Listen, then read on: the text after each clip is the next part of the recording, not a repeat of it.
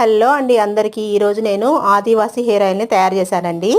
ఎలా తయారు చేశాను చూడండి. దీనికోసం కొబ్బరి నూనె, గుంట గరగరాకు, కరివేపాకు, గోరింటాకు, తులసి ఆకులు, నానబెట్టిన మెంతులు, కరోంజి, సరస్వతి ఆకులు, తర్వాత వచ్చేసి మందార పువ్వులు, మందార ఆకులండి.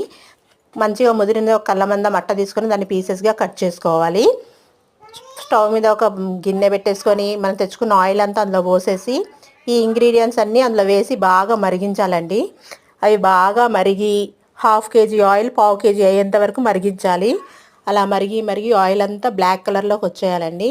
అప్పుడు దాన్ని ఒక బాటిల్లో తీసుకొని మన హెయిర్కి బాగా అప్లై చేయాలి. ఎలా అంటే వీక్లీ 2 days అయినా దీన్ని మన హెయిర్కి అప్లై చేయాలండి. అప్లై చేసినప్పుడు బాగా మసాజ్ చేయాలి. మనం రేపు తలస్నానం చేస్తాం అనగా ఈరోజు దాన్ని తలకి అప్లై చేయాలి హెయిర్కి. అప్పుడు మంచిగా మన హెయిర్ సిల్కీగా బ్లాకీగా మంచిగా ఉంటుందండి. ఈ వీడియో మీకు నచ్చితే లైక్ చేయండి, షేర్ చేయండి, సబ్స్క్రైబ్ చేయండి.